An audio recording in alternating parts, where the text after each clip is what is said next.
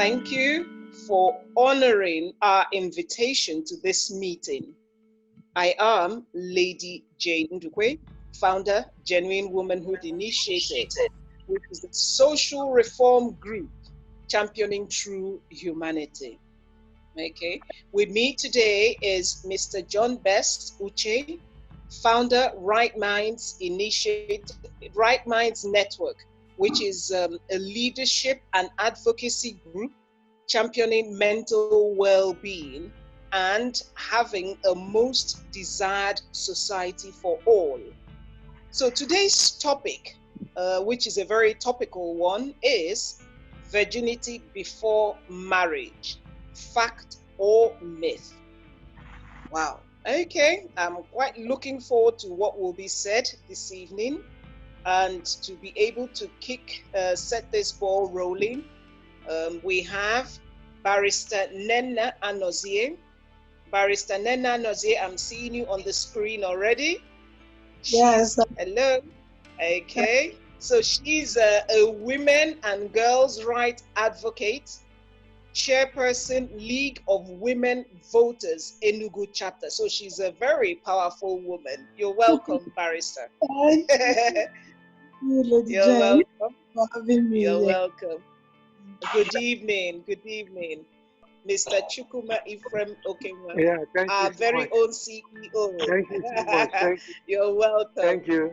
Right. He's a public affairs analyst and consultant. Good to have you. I must tell you something. Where I went for the meeting today, they were talking about you. Oh, thank you. Thank you so much. Yes, so I was quite happy, All right. Yeah, thank you. Yes. All right, so joining us again for this conversation is Reverend Father Benjamin Achi. He is the Director of Social Communications, Catholic Diocese of Enugu, and I'm sure you know that he is joining us from the coal city, Enugu. Yes. Reverend Father, you're welcome, sir. Yeah, thank you very much. Thank you, Jen. Yeah. Okay, so I think we're all here and we welcome our audience for joining us today. We're so happy to have you here. Right, without wasting much time, we're going to go straight into today's discussion, which I'm sure many of us are looking forward to. Virginity before marriage, fact or myth? And we're going to start with Father, okay? We're going to start with Father Benjamin. We would like to know, biblically, what would you say propelled virginity before marriage? Father, what would you say propelled virginity before marriage? Okay. Yeah, thank you very much, Jane.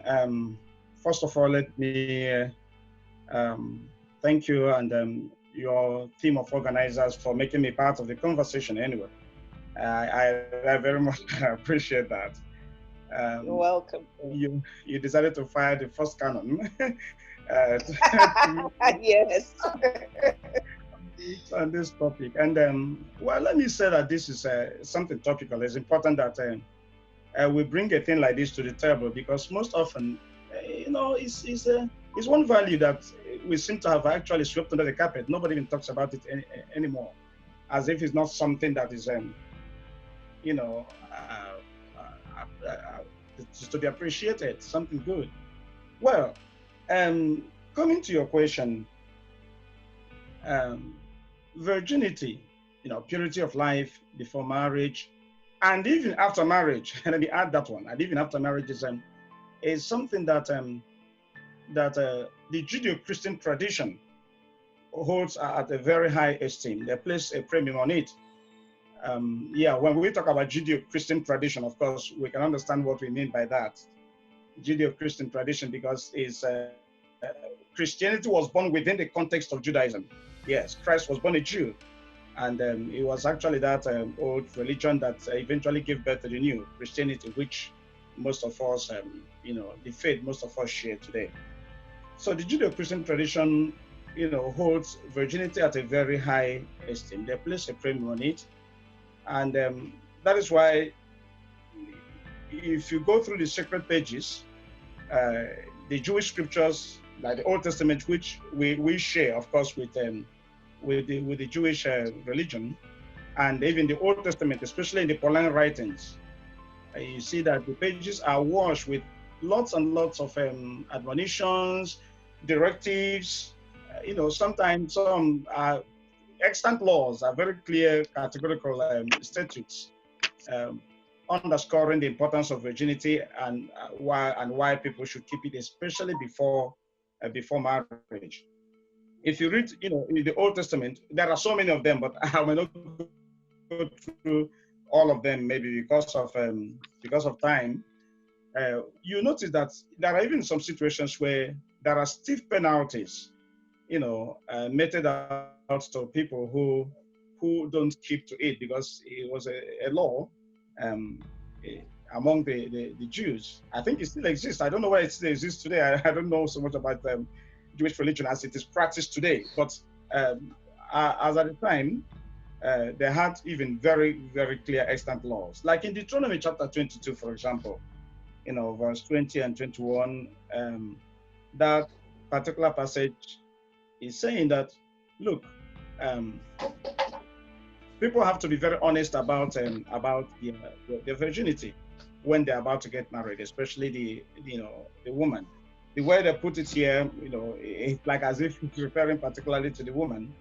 And that passage says that if there is evidence that virginity was not found in the young woman, before, why the very first time she lies with her husband after marriage, that she should be brought out before the father's house, and the men of the city will stone her to death for having done something that is considered outrageous or reprehensible. And there are so many other passages like that, even when it was as if with the passage of time, they decided to, do a little modification to that law. When you will, like, for example, we read in Exodus chapter 22 from verse 16 to 17, that if a man seduces a virgin who is not betrothed to him and lies with her, he shall give the bride price for her and make her his wife. So it becomes imperative for the man who took away the woman's virginity to marry her, because he has done something that is considered a grave transgression. So he has to get married to the woman. And if her father utterly refuses to give the lady in question to him in marriage, he shall pay money equal to the bride price of virgins. Maybe, perhaps to the community or the community of elders, they will have to receive that on behalf of the father. The father perhaps gets so angry, because it does happen, that sometimes even the parents might feel so disappointed, feel, disgraced by their daughter, that they don't they wouldn't be happy anymore with the lady, and might even refuse the bride price. But the law now says the man who took away the virginity of the woman must get married to her, because he has taken away the pride of the woman. It's something that you could not have taken away her virginity and still leave her, that like that. You must get married to her. And then you see the last line of that particular passage, the passage I just referred to, says you will pay a bride price, for virgins. That is to tell you that when someone keeps her virginity up to marriage, there is a special bride price that is being paid for such a lady, for having kept her virginity up to the time that she goes in with her husband for the first time. So that's how it is. And then you come to the New Testament, especially like I said in the Pauline writings, you see a whole lot. Paul happens to be, apart from what the Master Jesus himself taught, Paul is someone that wrote so extensively about virginity, chastity of life before marriage. So, like in 1 Thessalonians chapter 4, verse 3 to 8, Paul was writing to the Thessalonians and by extension to all of us, was saying that that is the will of God for us, our sanctification, that we abstain from sexual immorality, that each one of you know how to control his own body in holiness and honor, not in the passion of lust like the Gentiles who do not know God, that no one transgress and wrong his brother in this matter, because the Lord is an avenger in all these things, as we told you beforehand and solemnly warned you. For God has not called us for impurity, but in holiness. You see, so from this passage, you will even notice that Paul wasn't saying that for the first time to the Thessalonians. It was something that he must have said repeatedly in the past, and he was writing this letter, mentioning it in this particular passage to remind them of what he has been telling them all along. And you get several other places, like in 1 Corinthians chapter 7, verse 8 to 9, where he's saying that they're married. He will even, say that, recommend that they stay like himself. Paul was never married. There was no record of his being married. And, he kept himself that way. And he said he's enjoying it and will even recommend that to everybody else, but to the married and to widows. But he said, if they cannot exercise self-control, it is better for them to marry. So it is better to marry than to be bound with passion. So he says, look, it's something good, but he recognizes also the fact that it might be a challenge for some people. Not everybody will be able to cope with that. And that's why he recommends to the married or to the widowed that they consider getting married, so that they don't engage in any sexual act that is not approved by the Lord of God. Okay. Yes. Thank you. That's the biblical background. There are so many passages, like I said, that recommend virginity, purity of life before marriage, and like I said, it's something they place a very high premium on, to such an extent that people are rewarded when they keep it to the end. Like we just heard, special bride price being paid for people who keep it to the end. And then stiff punishment for people who refuse to keep it, or who deceive people claiming to have kept it when they did not. So it's something that has always been appreciated throughout Judeo-Christian tradition. Christianity, that has a very high esteem, places a premium on it, and the law has not changed, irrespective of what is happening in our age and time. Yes. Thank you, Father. Thank you so much. There's so much to glean from what you've just said. And I like how you called it purity of life. That was very, very interesting. Purity of life. And then you also, from what I got from all that you said, virginity before marriage somehow, mainly applied to the woman. Okay. But we will come back to that particular point, because we know that in the past she was the one that would be stoned if she went contrary to that law, But there was another thing that you said that really, really interested me, which is a man who seduces a virgin and lies with her, needs to pay her bride price. In fact, I wish that will continue in today's dispensation. Okay. So, because today's meeting is going to be very interactive, okay, it will not just only be speakers that are sharing with us. I'm also going to ask some members of the audience, as I see them, to also share some of their own opinions to this topical issue. So this time I want to ask Mrs. Mrs. Beatrice Abang, who happens to be one of the administrator. Yes, Mrs. Beatrice Abang, okay. Right. Now I want to ask, have you ever heard, are you, okay, thank you. Have you ever heard of a woman regretting the fact that she was a virgin before marriage? Have you ever heard a case like that? Yes, I have not really a direct contact with her, but I saw her, and she came to see my sister-in-law, And Okay. after when she left, my sister-in-law called me and said, see this woman, that she's very, very sad. I said, why? That she married her husband as a virgin. And right now, she's not happy in the marriage. Why?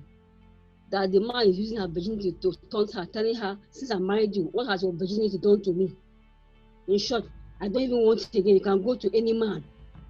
And I felt, so when she was telling me the story, tears came out from my eyes. And I felt pity for the lady. And I asked myself, what message is he trying to send? Is he trying to say that being a virgin is a crime?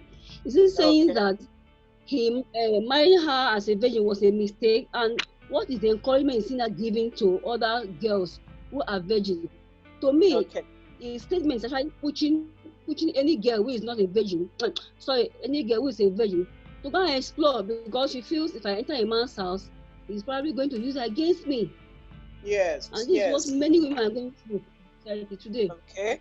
Using her virginity against her. So this now brings me to the question that I have for CEO. Thank you, Mrs. Abang, for that contribution.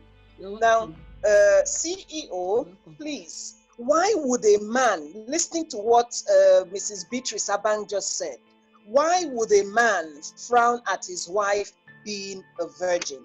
You know, why would a man want to taunt his wife for being a virgin and then to go as far as telling her to go to any other man she wants?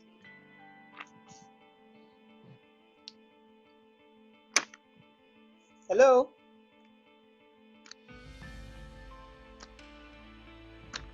Oh, it's like CEO. Oh, okay, can you hear me? Can you hear me? Okay. Yes. Okay. I think it has to do a lot with two things. So, having listened. Yes.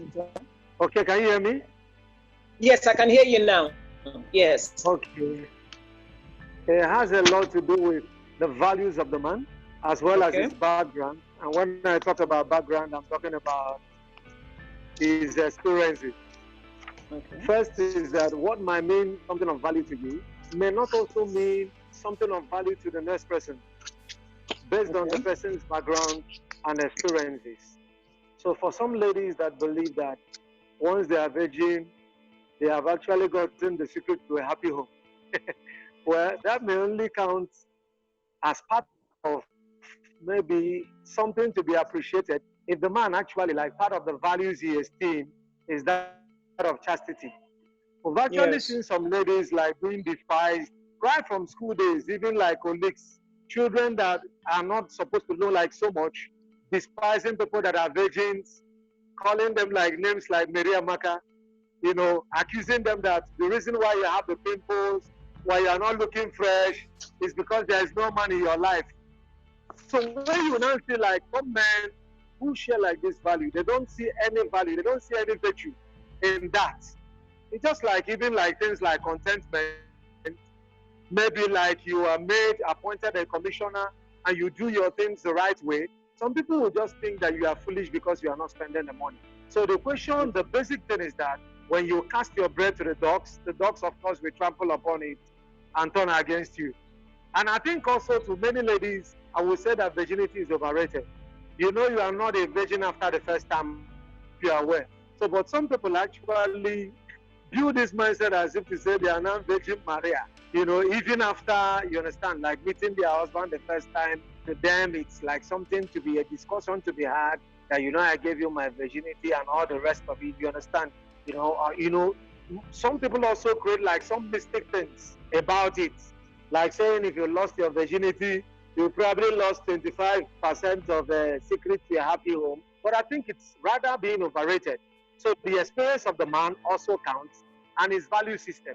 Because to some men that have like really have like several experiences, there's no way you can expect them to like esteem. Unfortunately, also we can also have in some cases men who have defied many ladies. They come to church looking for someone that is a virgin. You understand? The person holds the value, but of course in that case the value is not consistent with his experiences. And I fear such a man. Okay, thank you so much, CEO. You know, a man who is highly experienced may not necessarily value a woman who is a virgin. You know, but I asked, didn't he know she was a virgin before he actually proposed marriage? Because I'm sure they must have discussed it. They must have discussed it, and he must have promised her heaven and earth. The simple truth now about virginity, are you aware that there are some forms of virginity now that women can, like, adjust their system? I mean, the private organs to, like, be tighten the bit and claim it is happening in this our world now. You understand? And the simple truth is, over the time, doctors has made us to know that hymen, which has been a standard, that once it's broken, a blood must, come out. It's not the standard for assessing virginity.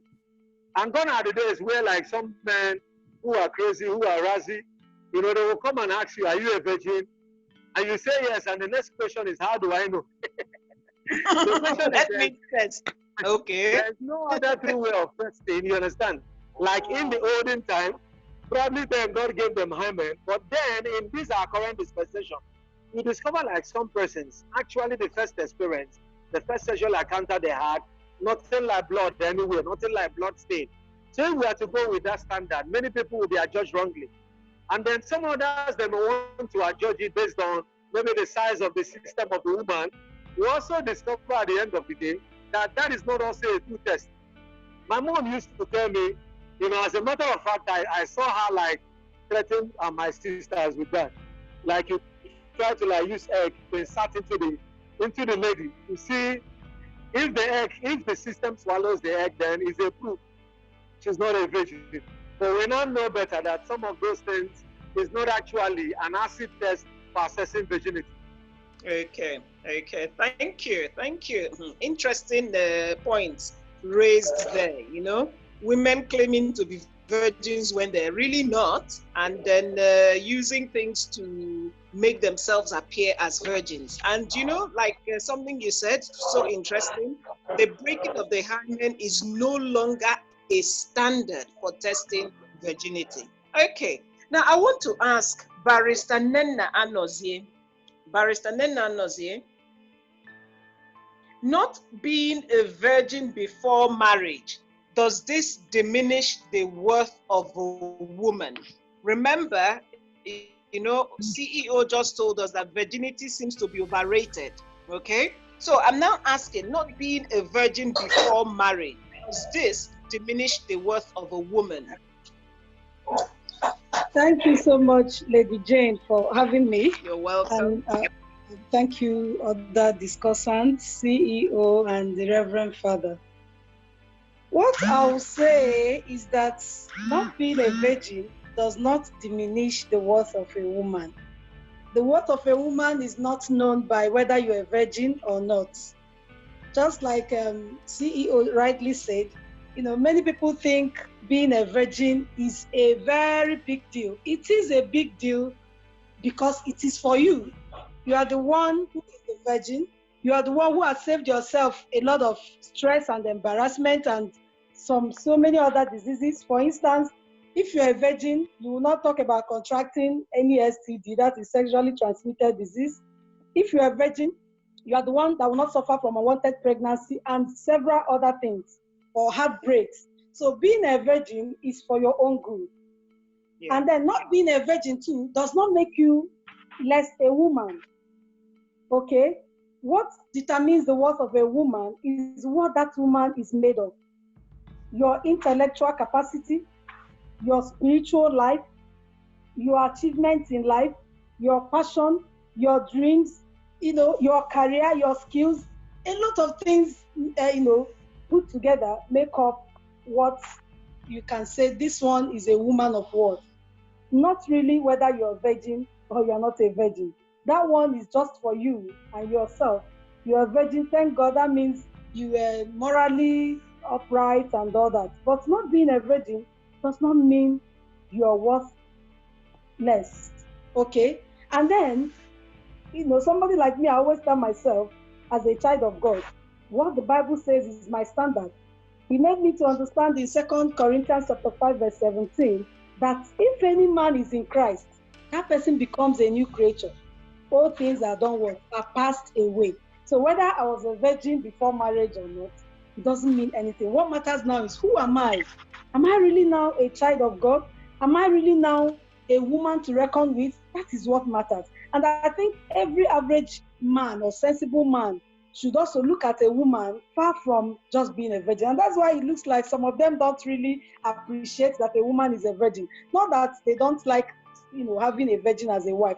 But some women too, like Okenwa said, if they overrate it, and I gave you my virginity, that's the only thing they are bringing to the marriage. I'm a virgin, you are not even appreciating that I gave you my virginity. Being a virgin all this while before marriage was for your own good. You were the one that enjoyed the peaceful growing up, the loving growing up, not bothering yourself about whether you have any disease as a result of sexual relationship or not. Okay, so the summary of the whole thing is that being a virgin or not being a virgin does not in any way, reduce or even add to the worth of a woman. Being a virgin does not reduce or even add to the worth of a woman. Thank you so much, Barrister. And she said something else, that virginity is for you. It's for the woman, because you save yourself from diseases and unwanted pregnancies. Okay, at this point, I'm going to pause to take a question from the audience. Remember, I said it's going to be interactive. So, a question from the audience, please. You can direct it to any of our speakers. You heard them. We've started off on a good note. Okay. But just before I unmute all of them to make ask their questions, I want to let them also know that they could kindly help us mute their audio when they are not speaking, and then they discover that there is a background noise, so that we could actually have a smooth sound from our end and everyone's end. Thank you very much. Thank you. So I unmute all of you for your questions. Thank you. No, Kalaka house now. The same place here. Okay, go on. Okay, they can ask their questions. Mr. Michael Okoro, I think he has a question. Mr. Michael Okoro, you have a question for the speakers? Oh, just drop it now. Okay. So we're having a background noise from Mr. Michael Okoro.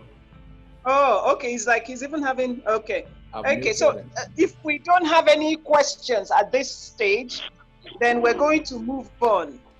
Do we have any questions or contributions at this point? Turn and begin. I'll collect money from somebody. Be going. Please, I think we need to mute Mr. Michael Okoro. Okay. Okay, so we're going to proceed since nobody is asking a question or making a contribution at this point. Okay. Okay, there's Ifunanya. Do you have a question? I don't have any question. Okay, no question or contribution at this point? No, not at this point. Okay, so we're going to move on. Okay, and I'm back to someone our wanted father. To say something. Okay, somebody wanted to say something. Okay. Yeah. Okay. Yes, Mrs. Alban wants to say something. Oh, beautiful. Yes. When we talk about a woman being a virgin when she gets married, and the man looking for certain let me say sexual style to satisfy the husband. Now look at it from the world view. Today the world has placed sexuality above man's dignity. Human beings behave more. We have gone lower than the animals when it comes to when it comes to sex.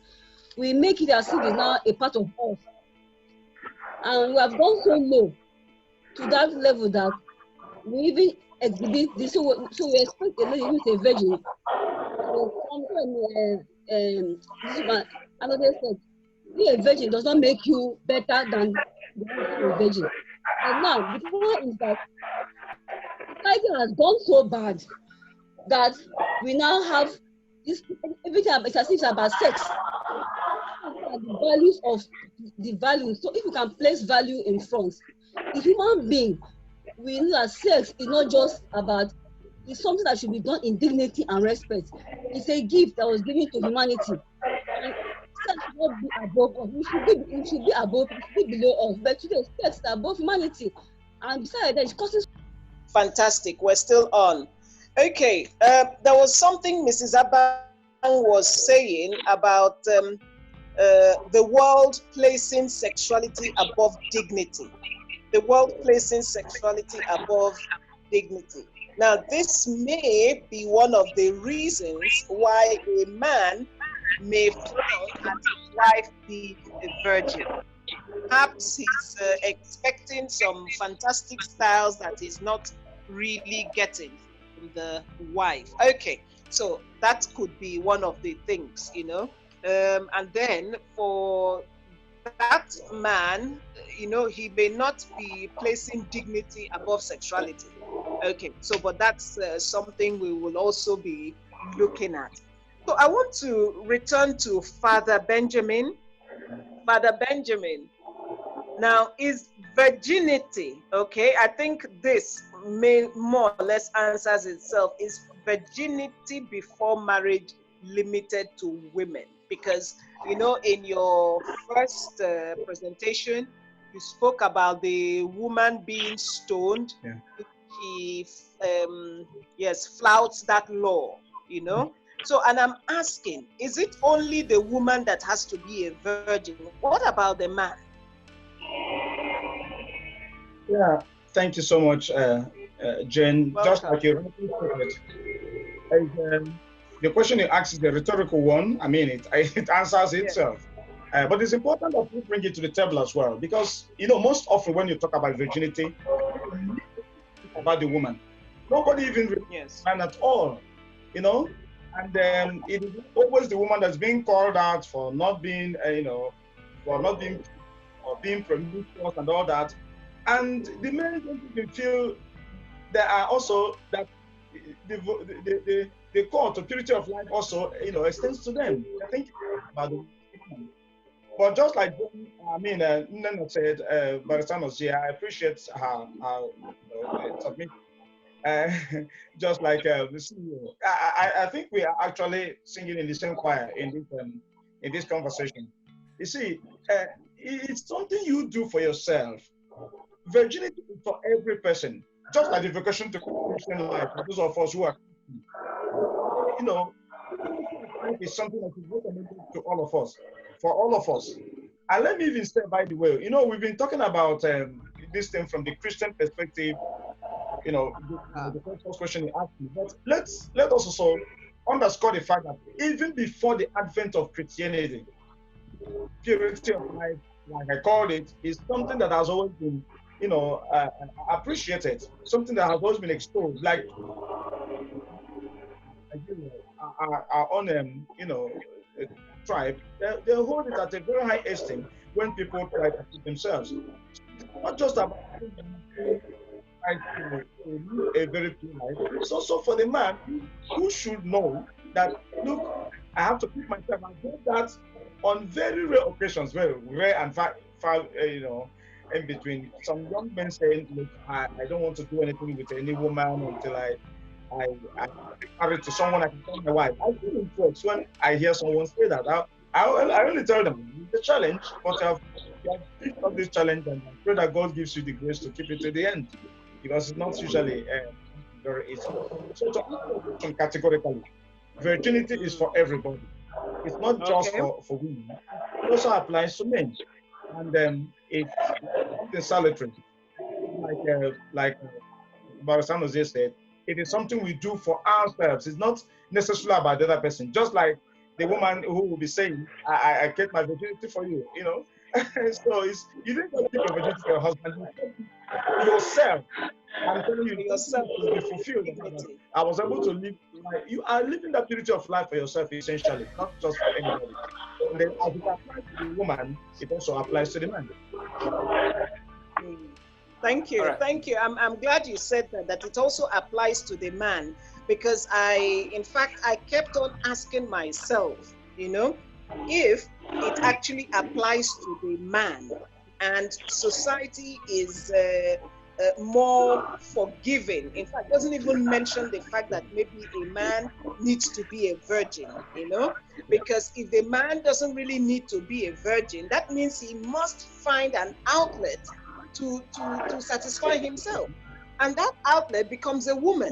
So that means the woman can no longer keep the concept of virginity. If the man is excused from not being a virgin. So which brings us back to that question: virginity before marriage, fact or myth? So because we talk about it, and if the man is able to do what he more or less wishes, then that means we're not really keeping virginity. So that's why we're asking, so is it a fact or a myth? We may be saying that we're virgins, just like what CEO said. Some women who will claim that they are virgins, and then they go and do something to tighten themselves and make themselves appear as virgins when they're not. So at the end of the day, who are we deceiving? So who are we deceiving? So categorically, would we call it a fact or a myth? Would we call it a fact or a myth? No, it doesn't apply to me.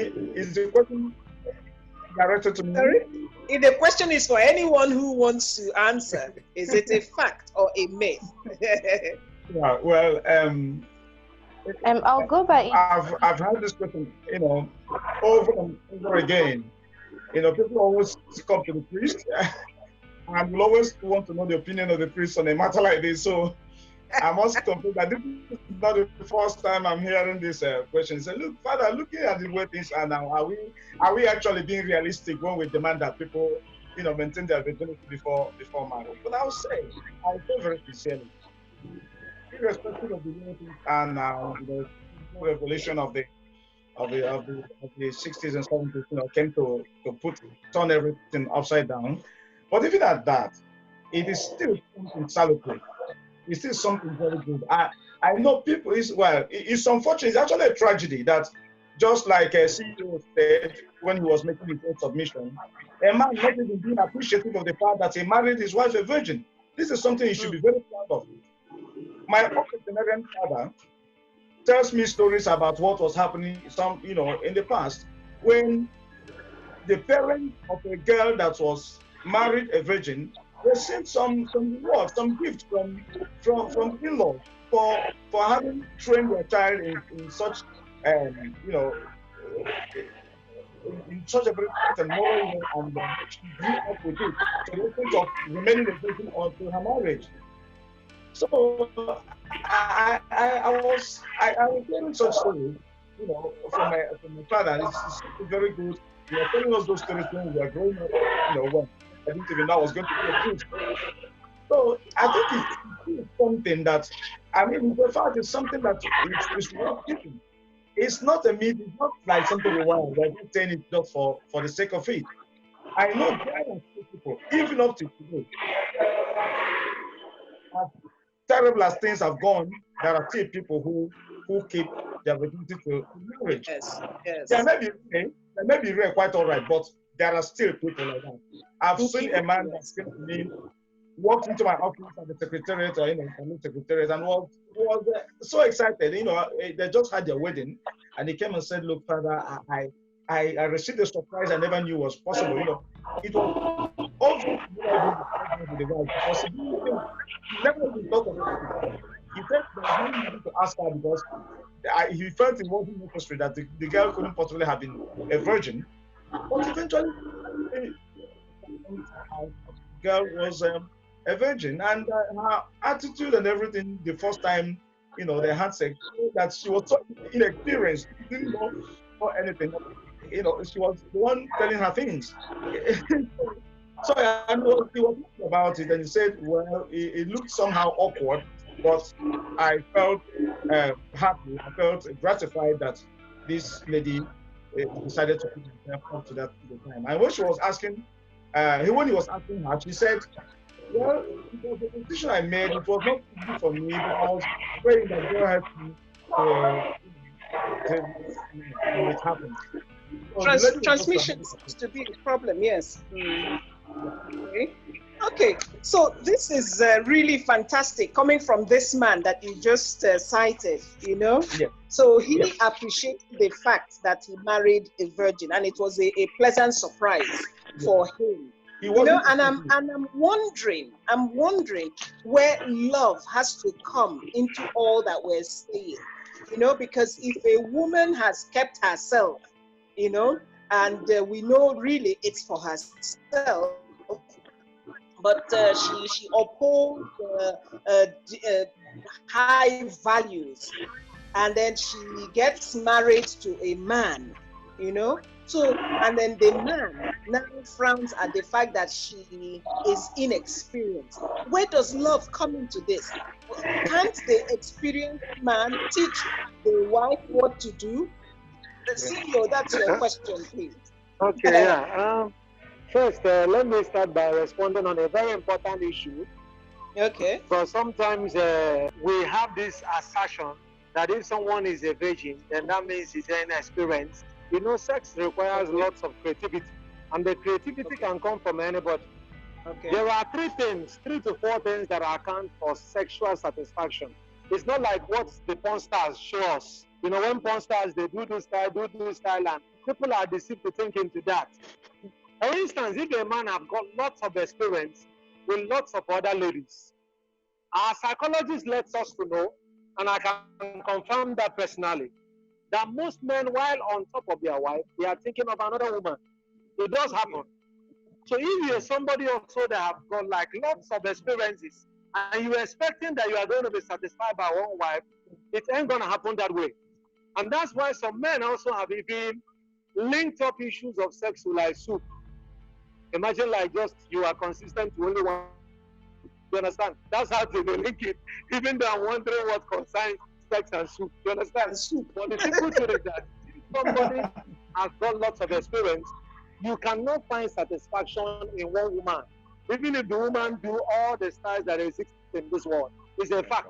Number 2, experience also show that when there is friendship and romance in a marriage, sex does not start that time you get to the bed. It starts right away. You're able to connect. There is that happiness. You understand? There is the necessary. There is step 1, step 2, step 3, step 4. People are able to connect both in the parlor, both in the kitchen, both in conversations. And before you know, just naturally, you understand? They see themselves like walk into it. But it is mechanical when it's more or less like, I want this thing now, no? And then the woman is like, I'm not ready. My head is pounding. The normal way is that it ought to be electrified. You understand? As a matter of fact, some people have lost their virginity, never knew the time it happened. There's the kind of friendship you will connect with. Before you know everything that makes you a human, and now we are talking about hormones, not lust. Because the simple truth is that when it comes to like things about sex, people want to make it look very spiritual.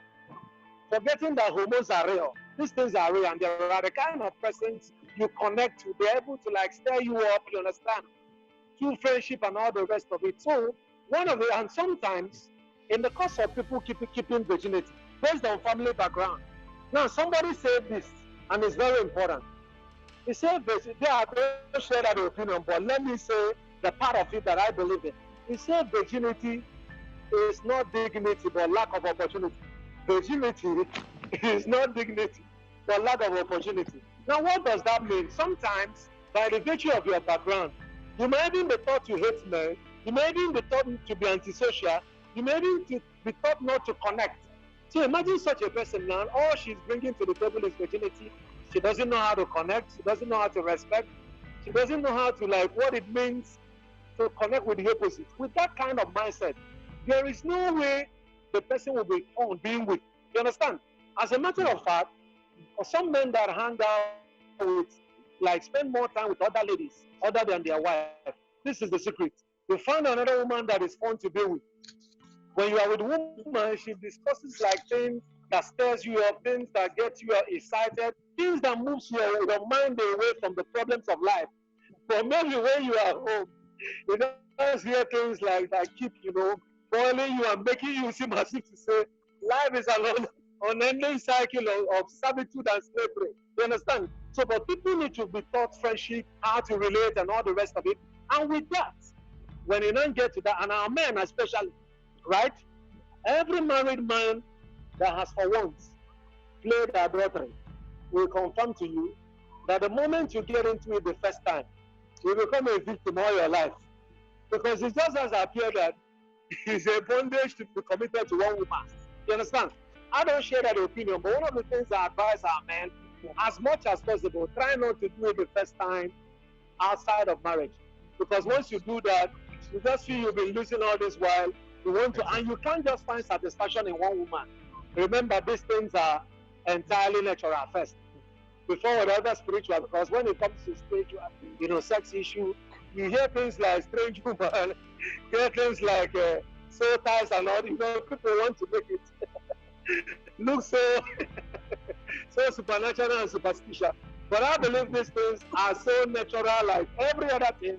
And then people also need to follow some certain procedures to ensure they guard themselves, not just for themselves, but to ensure they live up to expectation, follow the standard. Thank you, CEO. You were really shaking some tables then. Satisfaction in just one woman. Oh dear. Father, did you hear what CEO said? That you cannot find satisfaction in just one woman, just like soup. And yet, he came before you to say, I will be with this woman till death do us part. And yet you cannot find satisfaction in just one woman. Okay, but there's something else that that really, really is interesting. And he mentioned friendship, romance, and connection. And now these are very powerful for any relationship to succeed. Now, if there's no friendship, in fact, it is from that friendship that you can begin to build the romance, the connection. And then even if she doesn't quite know what to do, you teach her what to do, and that friendship, because you enjoy each other's company, you're able to be vulnerable to each other and enjoy each other. But if there's no friendship, that is where the woman will begin to speak about, I gave you my virginity, as if she gave you a pot of gold. Perhaps it is a pot of gold, and the men should truly appreciate this pot of gold. Okay. And then you said virginity. I didn't quite get that. This thing. It's due to lack of opportunity. Okay, you were really shaking to this. It's actually a quote from a man. Yes. Virginity is not dignity, but lack of opportunity. It's not dignity. So it's lack of opportunity. Yes, our background has a lot to do. You understand? And as a matter of fact, Father mentioned something very important. He linked it to the Judeo-Christian culture. And by extension also, I believe we in Africa now has embarked that culture fully, because when you visit nations like Europe, and maybe recently, just before the COVID, I was in Singapore. I felt like asking some young men, stop that nonsense, because in the train, you could see somebody almost carrying another lady that is naked. Based on the background I'm coming from, I felt, even if you want to show love, why would you want to do that, you understand, publicly and stuff like that? It's entirely different from what you also see in Arab nations, you understand. I was in an Arab nation just before then, UAE, and they say that public affection, show of public affection is forbidden. Just the next 1 month to be in another country, and I see people kissing publicly on you. I mean, I felt it. Okay. I get what you're saying.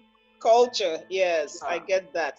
Okay, we want to ask Barrister Nenna, what would you advise parents to tell their teenage daughters concerning sexuality? Having heard all these points, so what would you advise? Because sometimes I hear parents asking, do we allow our daughters to engage in sex or, things like that. So what do you think? Okay, thank you so much. As a mother, you have a lot to teach your girl child. Okay, You have a lot to teach your girl child. You should start teaching your child about sexuality. Let her know that sex is real. And like CEO said, hormones are real. You don't bind and you say, I bind and cast when you're feeling, having the urge to have sex. You don't say, I bind and cast. Bind and cast the hormones. The early thing these things can come up as you grow, the better. When she knows that the way her body is reacting, probably maybe she read some novels or she watched some movies and her body is beginning to react in a funny way. You should know that it's real, it's normal, but you should not always react or respond to such reactions. So it's your duty as a mother to teach your girl child that you have such feelings does not mean you must go over and do it, okay? Let her know that being a virgin is to her own advantage, like I said. It's not to the advantage of anybody. It saves her a lot of stress, saves her a lot of challenges, such as contracting sexually transmitted diseases, having unwanted pregnancy, and all that. It's her pride. People who have crossed over to have had sex, who are no longer virgins, they can't cross back to become virgins. With all their tightening stuff, like Okenwa said, it cannot be as the natural one, okay? So let her know that it's her pride and that having sex is a matter of choice. It's not something coerced into. It's not something you should do because your peers are doing it. It's something that you on your own, you made up your mind to do that. Let her know that sex should be reserved for marriage, that God made it for marriage. Like you have some Bible passages that frown at having sex before marriage. Even the Reverend Father said that. It's not in our culture and it's biblically wrong for you to have sex before marriage. So teach your girl child that. Let it sink into her brain that she should not have sex before marriage. She should keep her virginity. Okay? The Bible says in the book of Hebrews that the bed is undefiled, but whoremongers and adulterers, God will judge. There are people that say they want to eat egusi soup today and eat ogbono soup. They are comparing. They should go ahead. Thank God, Okenwa is a man. He said that no woman will satisfy. So even that your side chick cannot satisfy you. Okay? Yes. I also want to say that being a virgin does not mean timid. You learn, read books, watch movies, learn. Bible says that wisdom speaks everywhere. You don't need to sleeping around for you to know even those styles. If your man, when you marry, and your man is the type that is exposed, we have some men that are virgin, but they're exposed. They know that they should do styles. They know that you should, have fun. That sex is fun. It's not something you should be rigid about. And you give the excuse that it's because I'm a virgin, that's why I don't know how to do it. No, being a virgin does not mean you cannot read, you cannot observe, you cannot see things. Okay? So having said that, another thing the woman should teach her child is that sex before marriage is sin. It's a sin. Whatever God condemns, we the creatures should not call it right. Whatever God says, like the other time we're talking about single motherhood. When God says it's not good for a man to be alone, you shouldn't say it's good. So if God says marriage is for, sex is for married people, you being in a civilized place or whatever you think you are, you shouldn't say it's right. A lot of Bible passages condemns it. I have here 1 Corinthians chapter 6, verse 9 that says, know ye not that the unrighteous shall not inherit the kingdom of God. Be not deceived, neither fornicators, nor idolaters, nor adulterers, nor effeminate, nor abusers of themselves with mankind. When we talk about virginity, some people, they don't have any man in their life, but they masturbate.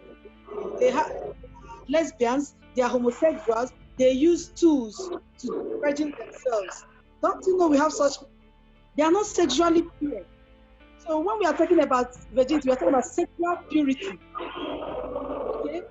You raise your mind from those things. As well as a mother, you begin to teach your children. See, when a man comes to play with your he can deceive you through fingering, through use artificial tools and all that. So let her know that she will not be deceived in any way. She will not be naive. The Bible says, my people perish for lack of knowledge. What you don't know will kill you. Don't know that what I don't know will not kill me. It will kill you.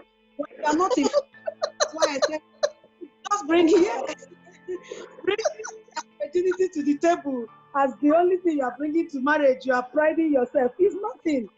You know, what do you have? Your capacity to reason, to be romantic, to spice the marriage, to cook well. These are the things we begin to teach our girl child. The t-shirt I'm wearing says girl first, unscripted, unstoppable. We have a lot to offer as a girl child. We have a lot to offer as a woman. So it's beyond sex and all that. Sex is just part of what God has spiced marriage with. There are a lot of things that when a man sees in you, his head blows, as in he cannot stop thinking about you. The way you reason, the way you package yourself, when his friends are there, the way you present yourself, the way you honor him, the way you carry yourself, your children. Even the Bible says your husband will be known in the gate. These are the things that trick a man. It's not because sex can be gotten everywhere. In fact, most men, if they get satisfaction in so many places before even coming to their wife. You know? So let's keep sex aside. So teach your girl child those things, that keeping herself is to her own advantage. Let her also know that maintaining virginity before marriage will raise more trust and love.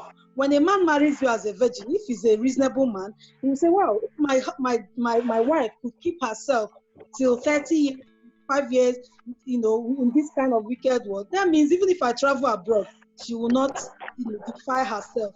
It raises some form of trust. And then if you are also marrying a virgin man, you know, you too, the wife will be at peace, because you'll be like, oh wow, if my husband could stay this long before, you know, the first person, then, and so many others. So let your wife, let the mother, we have a lot of work to teach our girl child.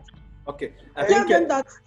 Thank you. Just, okay, my time is gone. All Mrs. right. So Nena, Mrs. Anoze, we are getting chats and messages here that you're being lopsided, a kind of that you're focusing more on the girl child. So what about the boy child? Does it mean that they are not affected? If they are not affected by sexually transmitted diseases, are they not also?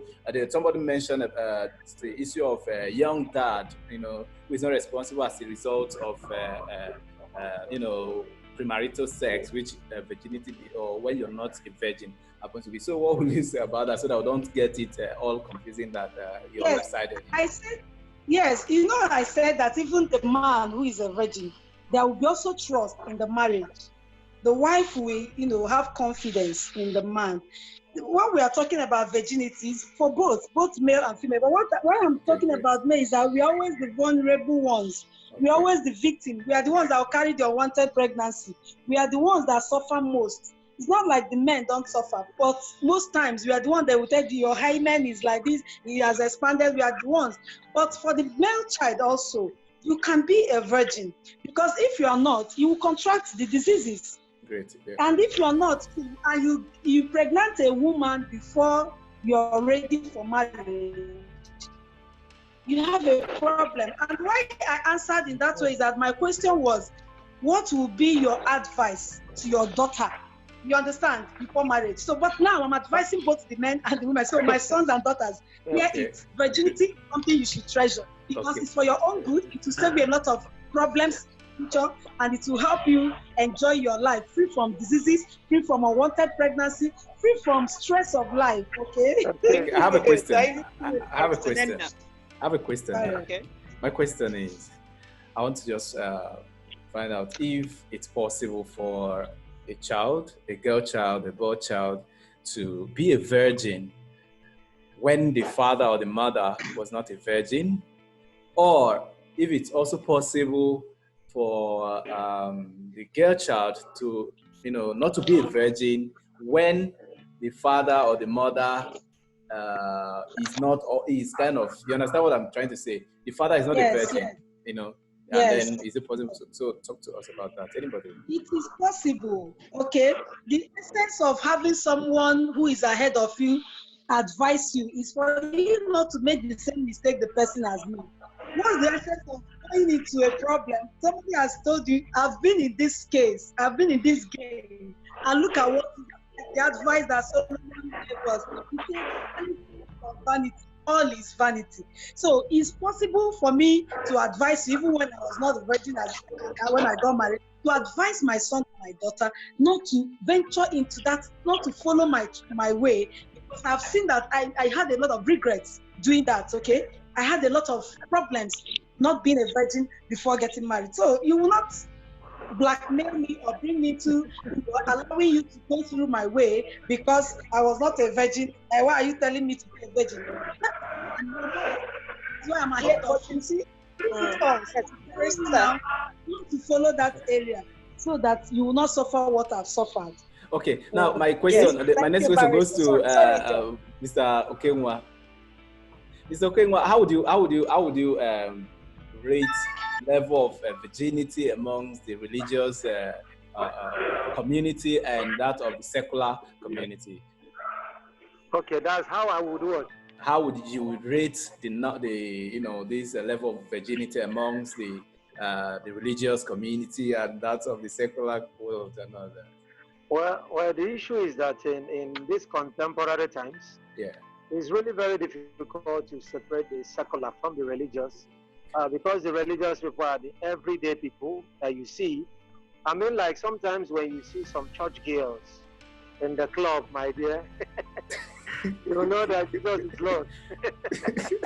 I mean, so when you go there, like, these are people that can lead praises, but when you see them in the club, I mean, you just know that human being is made up of spirit, soul, and body, not just body. So, but another thing I want to say that is very important that will help, especially for those that have been talking about, what about the men and all the rest, you understand? Yeah. There are three things until women address that. But first, let me observe that even according to UN Women, it will take over 100 years to achieve anything close to gender equality.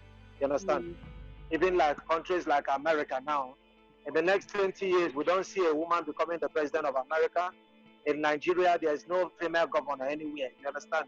And they're also limited in National Assembly. But then there are three things to look at. You understand? To show that at the moment, for whatever reason, whether it is natural, whether it is divine, even both from biblical days where we see maybe a case of 1 man to 7 women, you understand? 1 man, and that is not a equality. You also look at the fact that women themselves, they have what we call the prime.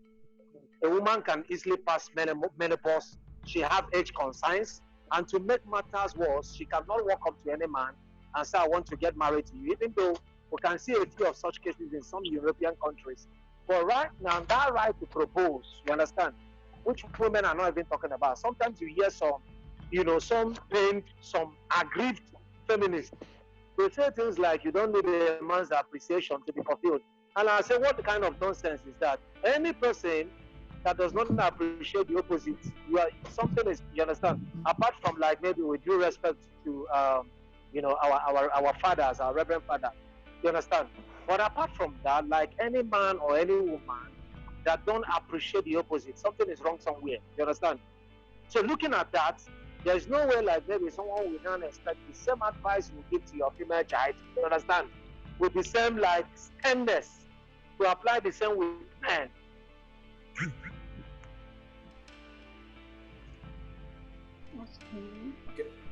Okay. I think we've lost. We've lost him there. Yeah. Okay. So thank you so much. Very, very good. Yes. You don't need a man's appreciation. He said that. I think I got that from CEO. Some of the women saying the feminist women saying that. Okay, that is in fact another story for another day. Okay, so now, do we have any more questions? Any contributions, Mr. John Best? Is it possible to mute? Good. I have a question.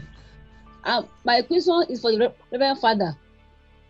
Mrs. Anozie said that for a virgin should not go into marriage. She should learn. She should read books.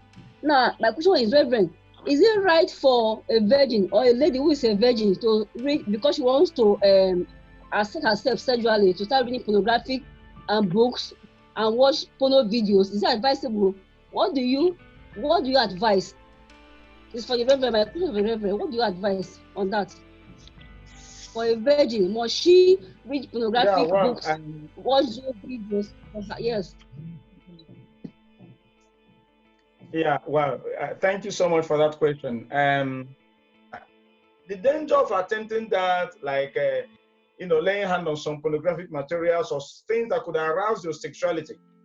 You see, psychologists, there are things that have told us repeatedly that apart from the instinct of self-preservation, sexual instinct is the next strongest drive in a person.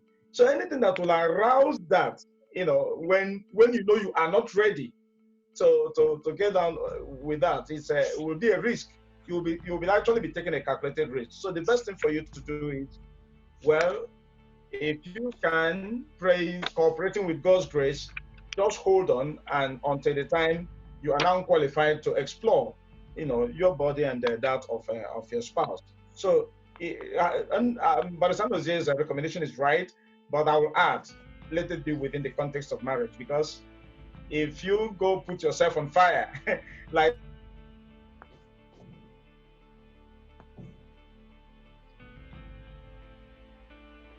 dear. I think the Apostle Paul said it. Okay, he's back. You get married and to be burnt up. If you allow yourself to be burnt up when you are not yet, hello, yeah. Oh, can you hear me? Can you get me now? Yeah, yes, we can hear you. We can hear. Yes. Hello. Okay. Yes, I lost my contact. My connection at a point. A call came in. I'm using the hotspot on my smartphone, so that's why. So it's something that one needs to be very careful about. So exercising restraint when one hasn't entered marriage is important. It's very important, because if you begin to explore all that, begin to look at pornographic materials with all the expertise, so to speak, that they show, you may find it very difficult to resist trying that out. Okay, thank you, Father. Yeah, so it should be within marriage. Yes. Yeah. Yes. Thank you so much, Father, for that contribution. Because yes, hello. About just a moment. There is something please to add. Okay. If you can give me just a moment, yes. You see, well, we've been talking about this virginity and why it is important that we keep that. Let me also say, for those who do not know, I'm sure some people know, but some do not know, that is what we call secondary virginity. Secondary virginity. I know this, the concept of secondary virginity, most often people don't think about it. Secondary virginity is recommended, well, for people who may have lost their virginity, but... Are we all back? Let's see. Right. Okay. Father was just talking about the concept of secondary virginity. Let's see if Father is back. Is Father back? Like 30 or 25 minutes more. 25 minutes now. Yeah. Yes. Okay, we have 25 minutes to round up. Okay. So I just want to thank everyone for their beautiful contributions to this, and I want to also add, sex is actually not a sin, per se, and it is not dirty, because when you come with a mindset of sex being dirty, then the person who enters into marriage as a virgin with that mindset of sex being dirty and a sin will find it extremely difficult to open herself to sex and to romance. And the husband is bound to complain. He's bound to say that his wife is like a log of wood, because in her mind, she's seeing sex as a dirty thing and she's seeing it as a sin. But if we're able to move away from that mindset realizing that it is actually a beautiful experience between two people who love each other, who value each other, and then who have friendship between each other.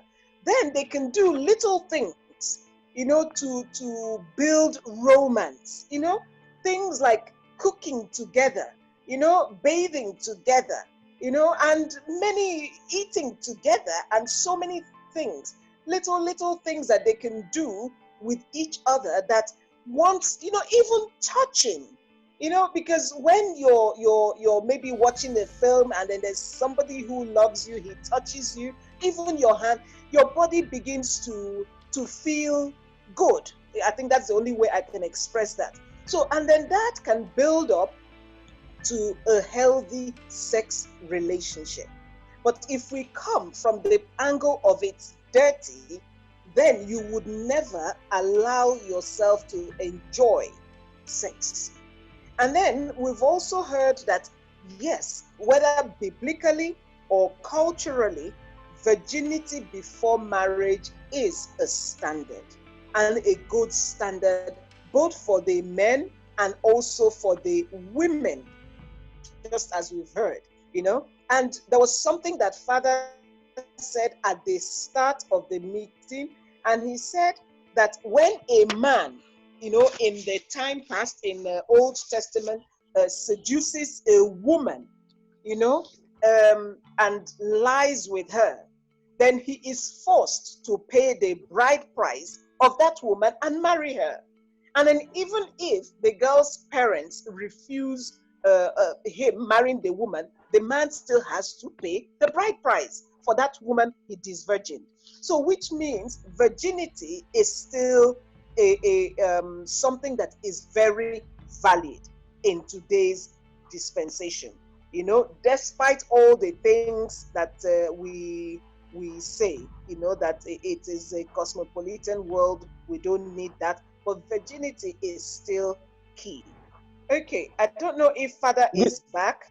He was talking about, okay. Someone has a question. Hello? Yes. My contribution is this. Okay. Hello? Hello, yes, you're on, yes. Good evening, everyone. Doctor, okay. Thank you so much. It's good to be here. I just want to, I want to clear a particular misconception. CEO talked about virgins acting like Hollywood drama, like log food on the bed. Most times it's not like that. I want to buttress this point by saying that I myself, I married a virgin. I myself, I was virgin before I got married. And like I keep telling people when I mentor females, I usually tell them that I know what that till today, the privilege he has given me. I was at a time vice president, SUG vice president at Unizik, but then I smile a lot that I have nothing. And today I can make proud to say that the hobby I married can actually allow me to take the whole world. That trust thing Barrister talked about, it is true. I just want to clear this misconception.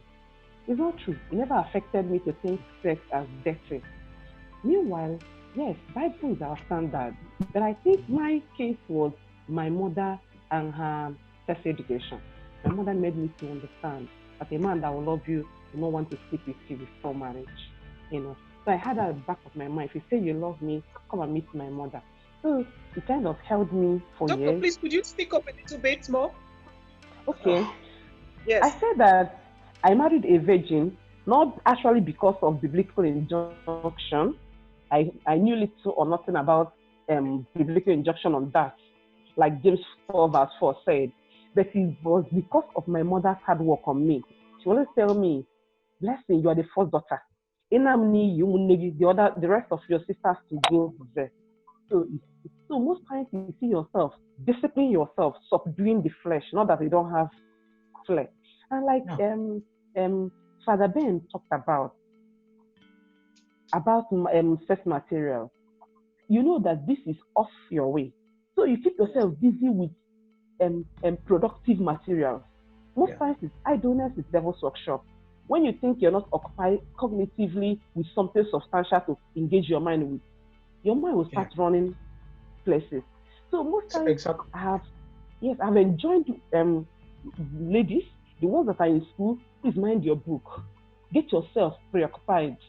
The right man that will appreciate that, but some men might not even appreciate that. They think you're trying to give your heart and your body to the person will just mock you. And like I tested, I shattered. Most men these days, they don't see virginity as a virtue. Some of them say, all can I be alone and why? Try the money of virgin. Only hard work. I'm never only the man that they want an experienced person. So I don't know that place at the moment, but I can also tell you, I have a cousin that is a medical doctor, currently doing her housemanship in US. This particularly, the mother called me this week to tell me, David, do you know what is going on? My daughter is still a virgin at this age. She should not return back to this Nigeria without virginity. I don't want to hear this is a mother, and I have to pimp myself because I know I was once in that girl's shoe. She is thinking that the girl will not find a boyfriend or a husband to marry her after spending so much to train her in US. And this is still a heated argument today. So what I want to say to lay this premise is, first of all, please, that you're a virgin doesn't metamorphose to being a log of wood. Most females that are log of wood on the bed are also those that had this sexual mutilation, this circumcision. They are the ones that I can actually peg with that both feelings and stuff like that is in that way. But for those of us that made it, yes, we are good at the bed, and I've never seen it for me for once. I've never seen it as it. I like that. Okay. It never affected my married life. It never affected my sexual life. I live today with my head high. I talk in public, that I did it. If I can do it with a little grace upon my life and a little beauty and intelligence, you can do it. And a girl child helps you focus. When you have little or nothing to worry about this man, he has left with me, has broken my heart. Just your studies. Your shoulders are high. My chief bridesmaid at the time in school, I think it was my first semester, she was telling me, please, I cannot. Me that is no longer a virgin, I envy you. They envy us. They envied me, that now she cannot even stay without a man, and it's from here to here. And her CGPA, everything faltered. Today her career is even nowhere to,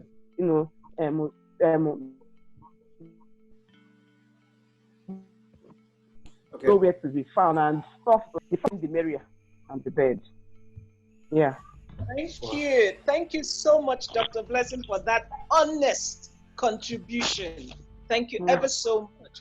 So, and I know there were some people asking, about the rate of promiscuity in the society and what to say to young girls and all that. So you've heard the answer from Dr. Blessing.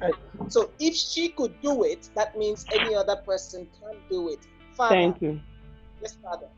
Yeah, so thank you so very much, Dr. Blessing.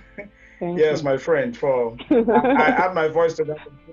Appreciate you for your honest contribution. Well, like you said, it's actually true that one can even be very good even trying for the first time. It's possible. Cooperating with God's grace and going it with confidence that, look, I'm now qualified to do this. It's all legitimate. I'm not doing anything wrong. I'm doing this now within the context of marriage. That's God's blessings. So what is stopping me? So that's it. I think it's a very honest thing, and that's why it's on the strength of that I said it wouldn't be right for any young person to begin to think of trying to learn from people who are doing us a whole lot of things or from books, because if you arouse yourself that way, you may not quench the fire that will come. So it's better to avoid that path until you get into marriage, and then experience is the best teacher. You get into it, and then you become a professional, if you want. So now I was saying something. I was making a submission about secondary virginity before my line went off. My line went off at a point. Yes, it's something that, yeah, because I'm seeing some questions, people are asking, what does it mean? Yeah, secondary virginity, actually, we talk about it, in Christian theology, is a situation where, someone may have lost his or her virginity. Let us not say her virginity. Remember, I said his or her virginity.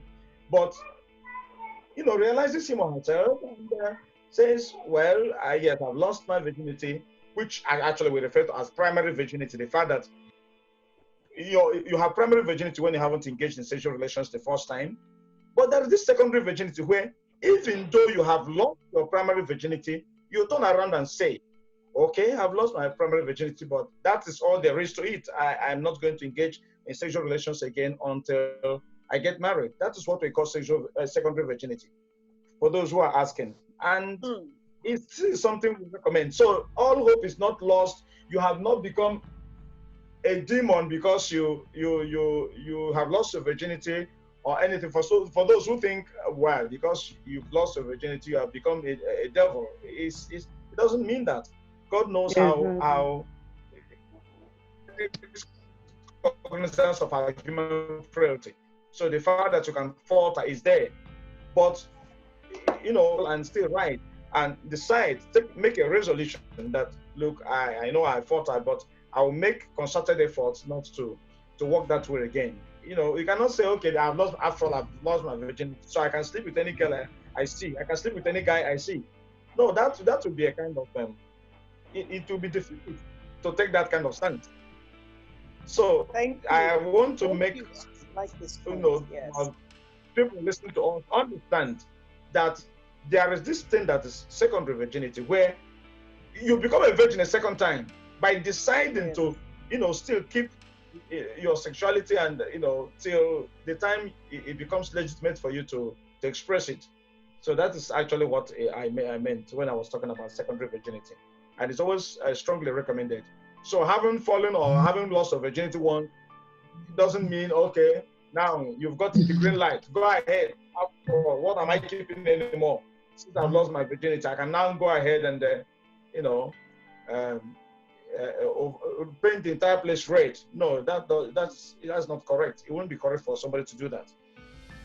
Thank you so much, Father. I think this is where we should draw the line, for today, so that this meeting doesn't go off again the third time.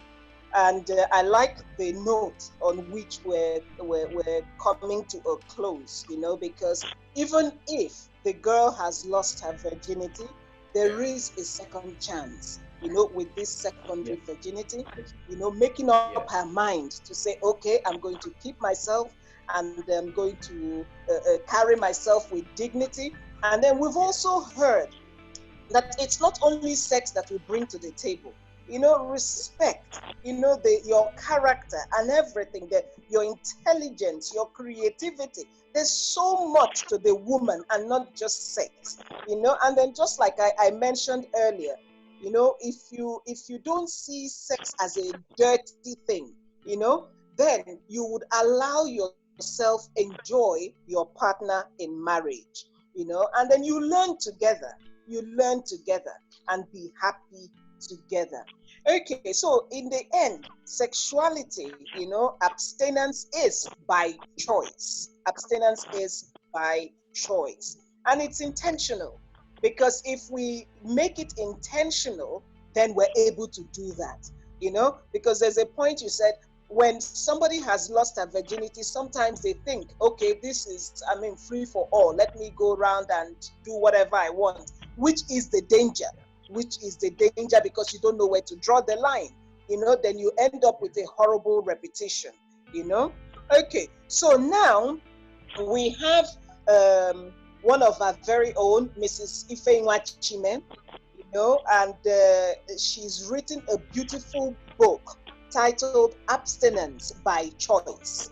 And she has graciously donated this book to all the youths that have attended today's meeting. And the criterion for receiving this book is, one, being a part of this meeting, and then also sending us your email address, through the Zoom chat, so that after this meeting, we're able to forward the e-copy of abstinence by choice to our youths. Okay, so, and I'm hoping that we've done that. The admin, some of our admins have taken note of yes, that's the book, Abstinence by Choice. Abstinence by Choice by Mrs. Ifeinwa Chime, who has graciously donated this. Okay, I'm seeing an email address. Well done. So this is your opportunity now. Forward your email addresses so as to receive this wonderful book. Thank you so much. And I want to use this opportunity now to thank our panelists that have done an excellent, in fact, they've done justice to this topic. We'll start with always, they always say ladies first. So, Father, permit me, we start with Barrister Nena Anozie.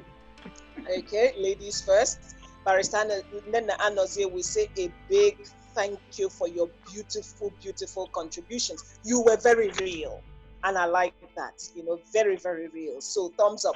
There's even a thumbs up for you. Okay, and a big thank you to our Reverend Father Benjamin Achi. Oh, fantastic.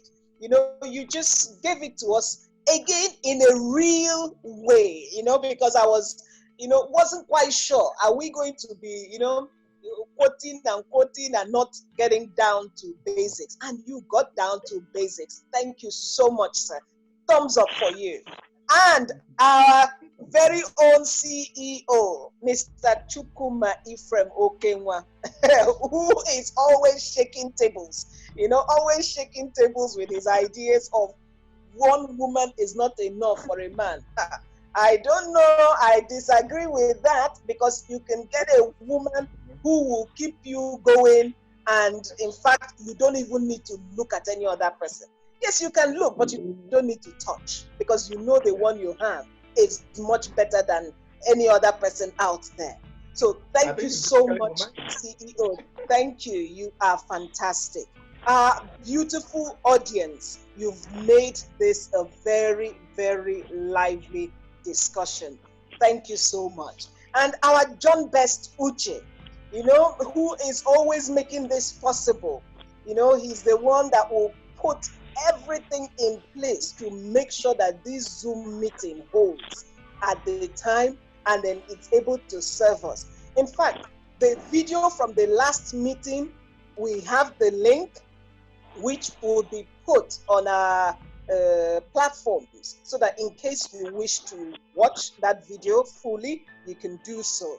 And the one for today's meeting, John Best is also going to extract the link so that we can also watch it, the comfort of our homes later, and then even enjoy it with some of our friends and relatives. So thank you so much.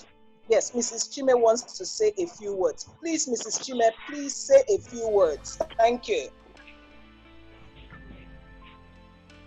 Mrs. Ifeinwa Chime, please say a few words. Good evening, Lady Jane. Say more than a few words. Good evening. Okay, good evening, Lady Jane. Can you hear me? Yes, I can hear you clearly. Welcome. Okay, good evening, everyone. Welcome.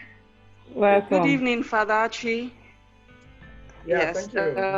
I'm so sorry. I've been off and on, and trying to get one or two things, at home. But I just want to say, from what I listened in on, all the panelists have spoken very well. Just to our young ones, this is particularly to our young ones who will be reading the book, Abstinence by Choice. It's not so much different from what the speakers have said. Basically, what I've just tried to write is from a Christian perspective. There's so much distraction in the world. Get the ABC. I just tried to put in some few words. It's quite it's kind of a really short book, and one thing I would like to say is there are some Bible passages there. Please reflect on those Bible passages because it's really important. If you read through the Songs of Solomon in the Bible as well, you'll see that there's a place where it said, "Do not arouse." I think chapter 3 or so. The woman, what I said, the woman in the Songs of Solomon book, she was saying, "Women of Jerusalem, do not arouse love until it's ready." So abstinence is very important in the world now. Just look at the diseases around. You know, most of the diseases that are, let me call them a death sentence, they have to do with, you know, sexual, what would I call it now? They have to do with, you know, transmitted sexually, you know, but of course transmitted other ways. But let's look at HIV and all that, you know. So in essence, what we're trying to say is you have the choice. It's a choice. And if you do go by that choice to abstain, to be a virgin, to keep yourself before marriage, even if you, like Father Archie said, I think I heard him say, talk about virginity, even if you've missed out on primary virginity and you go on to, you know, abstain sexually,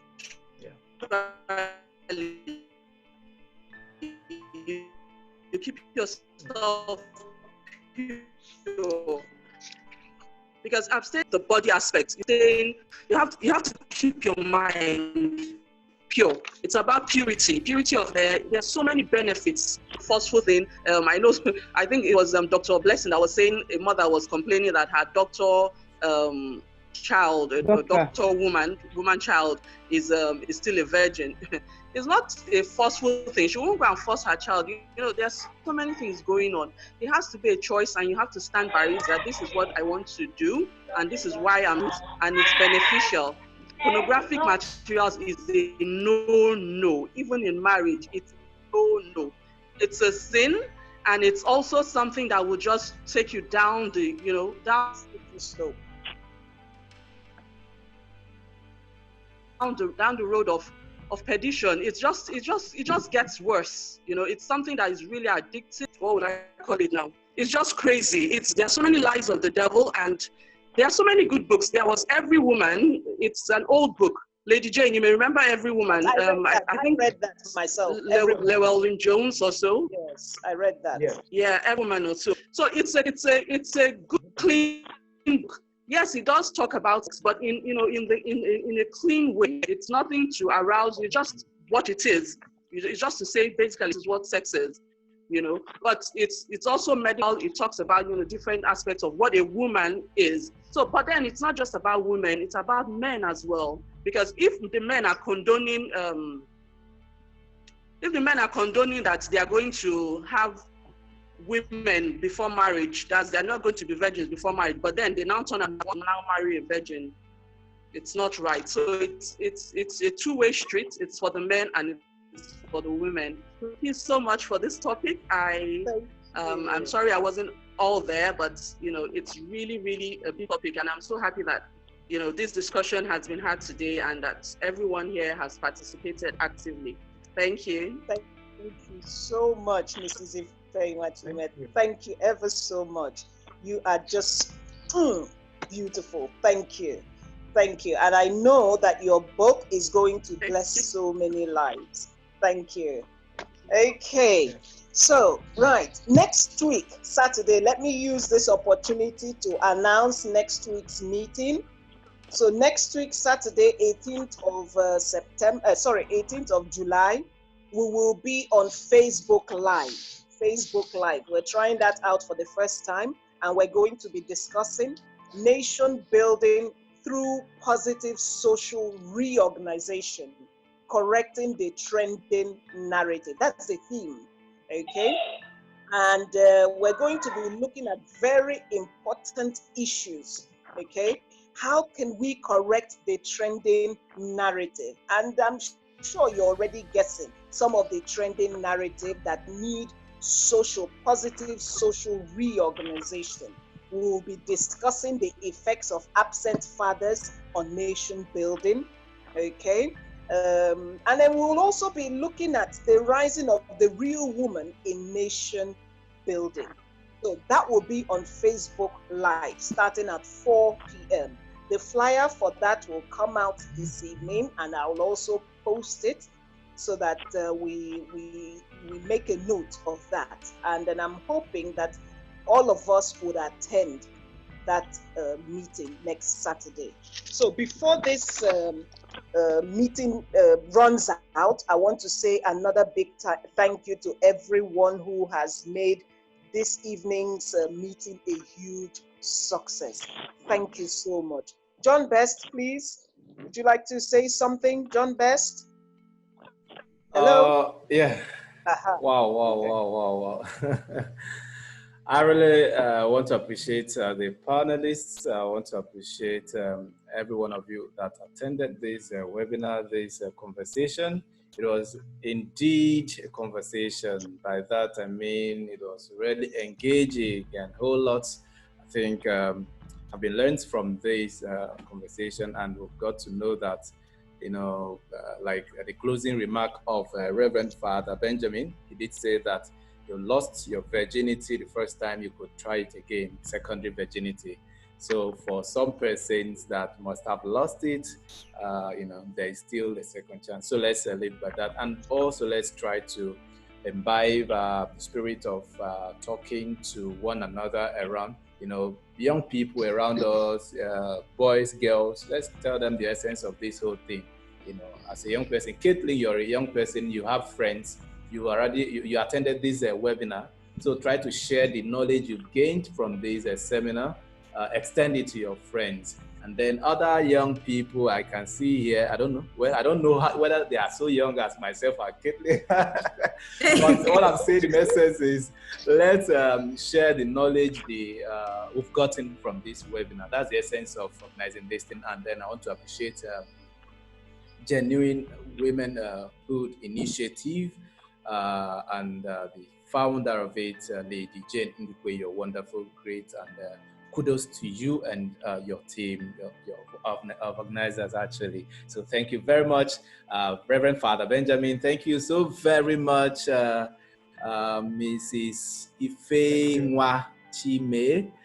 Thank you so very much, Mrs. Beatrice Abang. Very many thanks to Mr. Ifeanyi Arinze. Many thanks to Uche Okemwa. Many thanks to Michael Okoro. Thank you so very much, Mrs. Anukenyi Blessing. She joined us last week and she was wonderful. Okay, Dr. Blessing Anukenyi. She was wonderful in our last webinar, and today she was just making points like, come on, let's address this, and wonderful, great, and kudos to all of you. Many thanks. My name is John Best. I really gained a lot. Thank you. Thanks, everyone. Thank you. Thank you so much. Thank and you. enjoy the rest of your weekend. Thank you. I did share the link to the previous webinar. I think we could get that from the our chat right now. And meanwhile, the Lady Jane has said she's going to send it on the group, on the platform, and it's going to flood the internet. So just let's try to reach out to ourselves online, and then we'll get the link to watch the previous webinar as well as this one in due time. Yes, thank you. We'll put it on our platform so that anyone that wants to watch it can access it. Yeah, okay. We'll have it on our Facebook platform. We'll also have it on our LinkedIn and Twitter. Telegram. So Twitter yes, well. And Twitter and all that. Yes, even on LinkedIn. Yes. Yeah. So that anyone that wants to watch it can do so. Thank you so much. Enjoy the rest of your weekend. Thank you. And I look forward to seeing us again next Saturday. Bye-bye. I want us to say something again, just like last week. Last webinar, I want us to collectively say virginity before marriage is possible. Let's say that. Want to go? Virginity before marriage is possible. Very possible. Right. Very, very possible. All right. Yes. Goodbye. A wave to very the possible. A wave. Bye. Bye-bye. You can't see me, but you can see my smiling face. Have a lovely week. All right. Thank you. Thank you. Thank Bye. You. Bye-bye. Bye-bye. All right. Bye. And I end the meeting right now.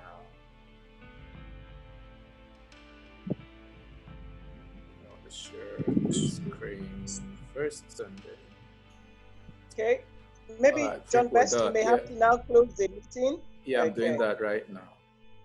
Okay, then. Thank you so much.